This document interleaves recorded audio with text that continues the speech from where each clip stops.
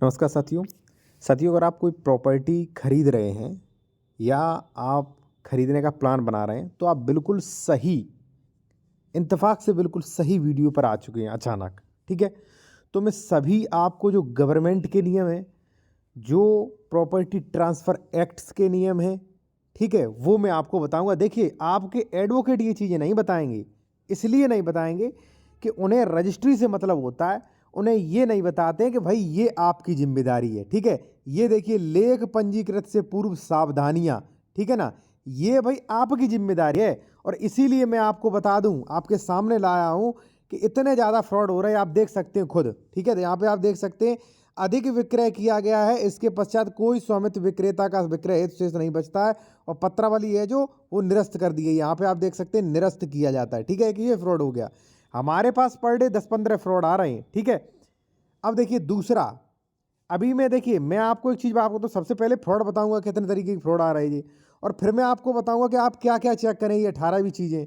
ठीक है, फिर मैं आपको बताऊंगा कि भाई ये गवर्नमेंट के नियम क्या कहते हैं। ठीक है, वो आप सभी जानेंगे। और देखिए, अगर आप कोई भी बेहतर कानूनी सलाह लेना चाह रहे हैं आप विशेषज्ञ द्वारा, तो हमारा कॉन्टैक्ट नंबर वीडियो की डिस्क्रिप्शन में मिल जाएगा साथियों। या आप कोई ज़मीन खरीद चुके हैं या खरीदने जा रहे हैं, डॉक्यूमेंट चेक करवाने कि भाई ये ज़मीन सही है कि नहीं है, डबल रजिस्ट्री तो नहीं, अंश से अधिक विक्रय तो नहीं, जमीन सरकारी तो नहीं, एक्सेट्रा आप चेक करवा सकते हैं। ठीक है, वेरिफिकेशन करवा सकते हैं। अब देखिए साथियों, धोखाधड़ी क्या, एक ये पत्रावली नष्ट हो गई, अंश से अधिक विक्रय। जब बताइए भाई, जब आपका विक्रय बचता ही नहीं है बेचने के लिए, फिर भी रजिस्ट्री कैसे हो गई? और जब दाखिल खारिज के लिए आवेदन किया तो कैंसिल। दूसरा, शून्य अंश होने के कारण निरस्त किया जाता है, ये दूसरा आदेश है, ये दूसरा आदेश है। ठीक है, निरस्त किया जाता है। तीसरा, यहाँ पे आप देख सकते हैं, अवगत कराना है कि ग्राम ये सदर ये गोरखपुर अराजी संख्या इसमें जो है, ठीक है ना, ये जो है इसमें सुनियोजित विकास के लिए आरक्षित है, इसमें किसी प्रकार का निर्माण प्रतिबंध है। भाई किसी ने प्रॉपर्टी खरीद ली है, बाद में नोटिस आ रहा है कि आप इस पर मकान नहीं बनवा सकते। ठीक है, इसी प्रकार से ये देखिए ये डबल रजिस्ट्री कर दी। देख सकते 5307 प्लॉट संख्या 28 खसरा संख्या 36, सेम प्लॉट की रजिस्ट्री कर दी यहाँ पे, प्लॉट संख्या 28 प्लॉट संख्या 36, ये नरेश को, ये देवेंद्र को। ठीक है, ये अब देखिए यहाँ पे साथियों, यहाँ पे जमीन सरकारी निकल गई। पूर्व नामांतरण आदेश दिनांक निरस्त करते हुए भूमि राज्य सरकार में लगाए जाने हेतु तो सेवा आख्या प्रदर्शित की जाए। ठीक है ना, यानी कि जमीन ही राज्य सरकार में लगा दी गई। ठीक है, क्योंकि यहाँ पे सेक्शन 98 का उल्लंघन किया गया था।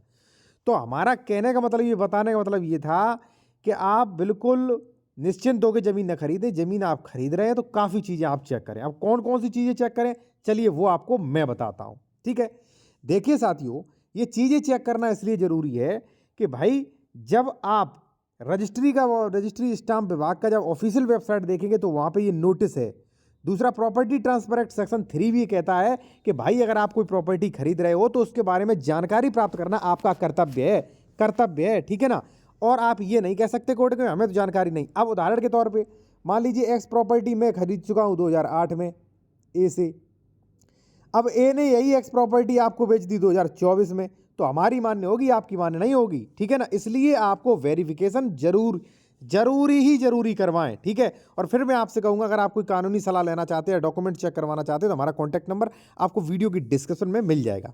अब देखिए साथियों, ये ऑफिशियल नोटिफिकेशन क्या कहता है, ये कहता है कि भाई ये सावधानी रखें। सबसे पहले मेन टॉपिक आपको बता दूं, देखिए नोट, अचल संपत्ति के विक्रेता में क्रेता द्वारा उपरोक्त सावधानियां, उपरोक्त मतलब ये सब सावधानियां स्वयं अपनाया जाना आवश्यक है। विक्रेता के स्वामित्व अधिकार संबंधी किसी भी प्रकार की त्रुटि के लिए स्टाम्प एवं निबंधन विभाग उत्तरदायी नहीं होगा। भाई आप भले 2-4 लाख रुपए देकर रजिस्ट्री करवा रहे हो, चाहे डबल रजिस्ट्री हो जाए, अंश से अधिक विक्रय कुछ भी हो जाए, वो जिम्मेदारी नहीं है, आप खुद चेक करिए। अब चेक क्या क्या करें, ये क्या कहता है और हम क्या कहते हैं, अभी मैं इसका बताऊंगा, फिर ही मैं बताऊंगा कि मैं क्या क्या कहता हूं, मैं कौन कौन से चेक करता हूं और कौन कौन से आपको चेक करने चाहिए मेरे हिसाब से।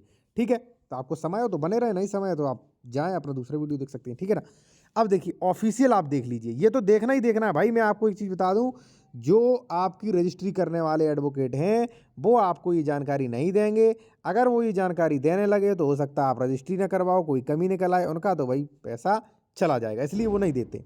अब देखिए यहाँ पे स्पष्ट सीधा ये लिखा है कि क्रेता को, यानी कि जो जमीन खरीद रहा है, विक्रेता से संपत्ति संबंधी स्वामित्व अधिकार जानकारी अवश्य लेनी चाहिए कि अगर कोई ए बंदा आपको बेच रहा है, ठीक है ना, तो आप ये चेक करिए कि ए ने किससे खरीदा था, उसे राइट्स था कि नहीं, ए का दाखिल खारिज है कि नहीं, ठीक है। और खतौनी की नकल प्राप्त करके विवरण जो है सत्यापन करें, ठीक है। आप चाहे मेरे द्वारा भी करवा सकते, ठीक है, अगर आप यूपी से हैं तो, ठीक है। पहली चीज़, अगर ये प्लॉट है, ठीक है ना, तो देखिए यहाँ पे लिखा है कि संपत्ति अगर प्लॉट है तो यहाँ पे विकास आवास विकास परिषद, ठीक है, यहाँ पे आप जो है यहाँ से चेक करवा सकते हैं। आप चाहें तो मेरे द्वारा भी चेक करवा सकते हैं, क्योंकि देखिए आप जो है खतौनी चेक करें, आरसीएमएस चेक करें, आईजीआरएस चेक करें, ठीक है, कई चीज़ें आप चेक कर सकते हैं। फिर यहाँ पे है साथियों कि अगर कोई विक्रेता आपको ज़मीन बेच रहा है, जैसे मान लीजिए मैं आपसे कह रहा हूँ मैं ज़मीन बेचूंगा, तो आप ये चेक करिए कि भाई इसे स्वामित्व कहाँ से प्राप्त हो गया।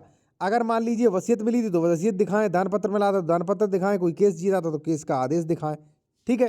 तीसरा, क्रेता को, अब देखिए क्रेता को क्या लिखा, क्रेता को भूमि की पहचान भौतिक सत्यापन खुद करना चाहिए। भौतिक सत्यापन, जैसे मान लीजिए कोई कह रहा गाटा संख्या 68 ये रोड के किनारे है, यहाँ पे मैं दूंगा, तो आप भी चेक करें कि भाई ये गाटा संख्या 68 रोड के किनारे है मैप पे कि नहीं। क्रेता विक्रेता की पहचान सुनिश्चित करें, ठीक है। और यहाँ पे क्रेता संपत्ति प्रभार पूर्व में किसी सौदे, माने कि जो आप जमीन खरीद रहे हैं उसकी पहले रजिस्ट्री तो नहीं हो चुकी, ठीक है, अंश से अधिक विक्रय तो नहीं हो चुका, कोई एग्रीमेंट तो नहीं है, कोई किराया एग्रीमेंट तो नहीं है, ये आप चेक करें। और सबसे लास्ट वाला यहाँ पे आप देखेंगे विक्रेता का दायित्व है, यानी कि जो बेच रहा है उसका दायित्व है कि अचल संपत्ति के स्वामित्व संबंधी समस्त अभिलेख जो है वो क्रेता को दे देना चाहिए। जैसे मान लीजिए आप मुझसे ज़मीन खरीद रहे हो तो मुझे उस ज़मीन की फोटो स्टेट वगैरह आपको दे देनी चाहिए, हमारा दायित्व है, जिससे आप वेरिफिकेशन कर सकें, ठीक है। तो चलिए ये तो अब जो है अब आप हमारा चेक करें कि हम क्या क्या देखते हैं, हम आपको क्या क्या सलाह देंगे वो आप भी जान लीजिए, ठीक है। अब फिर मैं यहाँ पे कहूँगा, क्योंकि कई लोग भाई हमारी वीडियोस में कमेंट करते हैं कि सर अपना कॉन्टैक्ट नंबर दे दीजिए। तो देखिए, अगर आप कोई कानूनी सलाह लेना चाह रहे हैं, ज़मीन खरीद चुके हैं या दाखिल खारिज किसी भी संबंध में बेहतर से बेहतर विशेषज्ञ द्वारा, तो हमारा कॉन्टैक्ट नंबर वीडियो की डिस्क्रिप्शन में मिल जाएगा। हाँ, एक सुविधा और है, अगर आप कोई ज़मीन खरीद रहे हैं या खरीद चुके हैं उसका डॉक्यूमेंट चेक करवाना है कि सर ये ज़मीन सही है कि नहीं, इसमें डबल रजिस्ट्री तो नहीं, 143 है कि नहीं, 80 है कि नहीं, ठीक है, दाखिल खारिज कोई विवाद तो नहीं है, ज़मीन सरकारी तो नहीं, श्रेणी नंबर, काफ़ी चीज़ें आप चेक करवा सकते हैं, ठीक है, ओनली 650 रुपये में, ठीक है। अब देखिए मैं क्या क्या चेक करता हूँ वो आप जान लीजिए, या क्या क्या करना चाहिए मेरे अनुसार। ये हमारा ओपिनियन है, आप चाहे से माने आप चाहे न माने, मैं दबाव से नहीं कह रहा हूँ आपको कि माने ही माने। पहला तो मैं ये देखता हूँ भाई SC ST की ज़मीन तो नहीं, अगर SC ST की ज़मीन है तो सेक्शन 98 की रिस्ट्रिक्शन लागू होंगे, ठीक है। फिर यहाँ पे अपवाद है, सेक्शन 90 में परमिशन लो या कोई अन्य कोई वो कुछ हो, ठीक है ना, तो ये ज़मीन तो छोड़ते ही हैं। SC ST की ज़मीन है तो मत खरीदें, नियमों को जान लें, नियमों को जाने बिना मत खरीदें किसी भी कंडीशन में, पूरा पैसा वेस्ट होगा आपका। दूसरा, जो आप ज़मीन खरीद रहे हैं खतौनी में, वो ज़मीन किस श्रेणी नंबर की है वो भी चेक करें, वो श्रेणी नंबर जो है वो खरीदा जा सकता है कि नहीं, क्योंकि कई श्रेणियों की ज़मीन होती है, ठीक है। कोई सरकारी ज़मीन, कोई तालाब की ज़मीन, कोई आरक्षित ज़मीन, कोई भूमिधरी ज़मीन, कोई असंक्रमणी ज़मीन, कोई संकरित ज़मीन, तो वो चेक करिए ज़मीन खरीदने लायक है कि नहीं, पट्टे वगैरह की तो नहीं है। तीसरा, जो ज़मीन बेच रहा है संक्रमणी ज़मीन, असंक्रमणी, ट्रांसफरेबल, नॉन ट्रांसफरेबल है, क्या राइट्स है उसके पास वो चेक करें, ठीक है ना। नहीं जानते तो कोई दिक्कत नहीं, कोई विशेषज्ञ वकील से आप बात कर लीजिए, या मान लीजिए चाहे आप मुझसे भी कंसल्टेशन कर सकते हैं, कॉन्टैक्ट नंबर वीडियो को डिस्क्रिप्शन में मिल जाएगा हमारा। चौथा, विक्रेता का सही नाम और पता, निवास स्थान चेक करें। जैसे मान लीजिए मैं कह रहा हूं कि मैं आपको ज़मीन बेचूंगा, तो आप मेरा नाम आधार कार्ड से खतौनी से बिल्कुल मैच करें, पिताजी का नाम मैच करें, अगर मैच नहीं है तो भाई अगर कोई गड़बड़ है तो गड़बड़ में दिक्कत होगी, दाखिल खारिज नहीं होगा इस संपत्ति का, बहुत परेशानी होगी आप। विक्रेता का नाम खतौनी पर कैसे आया वो भी चेक करें, अगर आप खतौनी देख रहे हो तो मैंने खतौनी में नाम कैसे आया। देखिए भाई, मुझे भी तो किसी ने ज़मीन बेची होगी तो रजिस्ट्री दिखाओ, ठीक है, वसीयत में मिली तो वसीयत दिखाओ, दान में मिली तो दान दिखाओ, न्यायालय के आदेश से मिली तो न्यायालय का आदेश दिखाओ, पट्टे में मिली तो 57 खा दिखाओ, प्रत्येक चीज़ का डॉक्यूमेंट्स होता है ना भाई, ठीक है। सातवां, विक्रेता का कुल अंश में से कितना ज़मीन बाकी है, यानी कि मेरी ज़मीन अगर मैं बेच रहा हूं तो आप ये भी चेक करो कि भाई इसके पास कितनी ज़मीन है। मान लीजिए इसके पास 5 बीघा ज़मीन है, तो ये चेक करो उसके पास कितनी बेच दी, कितनी बाकी है। 1 बीघा ज़मीन बाकी है तो 1 ही बीघा खरीदो, ठीक है। अगर पैतृक ज़मीन नहीं है तो ट्रांसफ़र का जरिया क्या है, पैतृक ज़मीन है तो कोई जरिया नहीं दिखा सकता। बाकी मान लीजिए मैंने आपको बता दिया है, अगर रजिस्ट्री वगैरह से मिली होगी तो निश्चित न निश्चित उसके पास कोई ना कोई अभिलेख होगा, वो भी लें, उसका भी सत्यापन आपको करना चाहिए, ठीक है। कोई दिक्कत नहीं दे रहा, देखिए अगर वो कुछ भी नहीं दे रहा फिर भी आपका डॉक्यूमेंट वेरिफिकेशन हो जाएगा, बस गाटा नंबर पता होना चाहिए। खतौनी पर हुए सभी आदेश, साथियों खतौनी पर अगर चाहे 50 आदेश हों, चाहे 10, चाहे 1, चाहे 60, चाहे 100, सभी आदेश, एक एक आदेश को पढ़ें, वेरिफिकेशन करें कि ये आदेश क्या कह रहा है, कहीं निरस्तीकरण का आदेश, कोई असंक्रमणी संक्रमणी कोई भी गलत आदेश तो नहीं है। ठीक है, खतौनी पर कोई बंधक, लोन या मान लीजिए अन्य कोई आदेश तो नहीं है, वो भी आपको चेक करना चाहिए। इतनी चीज़ें चेक हो गई। फिर इसके बाद आपको चेक करना चाहिए कि ज़मीन पर कोई केस तो नहीं चल रहा भाई। ठीक है, धारा 116 हो गया, 17 हो गया, मान लीजिए अन्य धारा अन्य केस, मान लीजिए कोई केस तो नहीं पेंडिंग पड़ा है, कोई चेक करिए। 12, रजिस्ट्री में विक्रेता ने कितना खरीदा, खतौनी में कितना चढ़ा। मैंने 5 बीघा खरीदा, रजिस्ट्री 5 बीघा की है, तो खतौनी में कहीं 6 बीघा तो नहीं आपका हो गया। अरे क्या बात करते हो भाई, गलती हो जाती है। राजस्व रिकॉर्ड में 32/38 यही बात कहती है।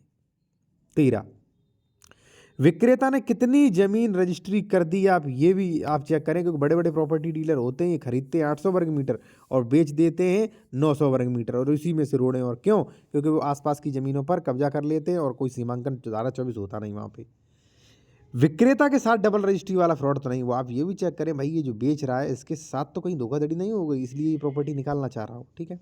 15वां, प्लॉट नंबर मिलान करें कि उस प्लॉट की पहले रजिस्ट्री तो नहीं हो चुकी। अगर मान लीजिए कोई कह रहा है मैं आपको अपनी प्लॉटिंग में प्लॉट नंबर 5D दूंगा, तो 5D की पहले रजिस्ट्री तो नहीं हो गई, ये भी आप चेक कर लीजिए। ठीक है।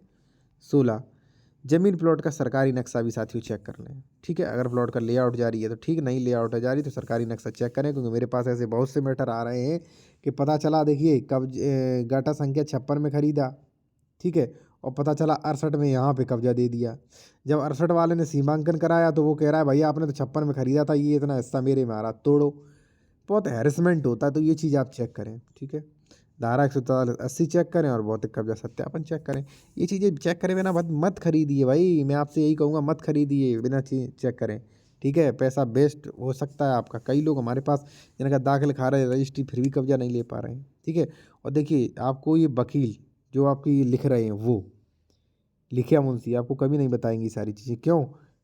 क्योंकि उनकी रजिस्ट्री नहीं होगी, रजिस्ट्री नहीं होगी उनका पैसा नहीं बनेगा। उन्हें तो रजिस्ट्री करना है, 2-4 हज़ार रुपये लेना, बस कहानी खत्म उनकी। आप जानो आपका काम जाने। ठीक है, और देखिए अगर आप कोई भी कानूनी सलाह लेना चाहते हैं, कोई भी डॉक्यूमेंट चेक करवाना चाहते हैं, तो कॉन्टैक्ट नंबर वीडियो के डिस्क्रिप्शन में मिल जाएगा।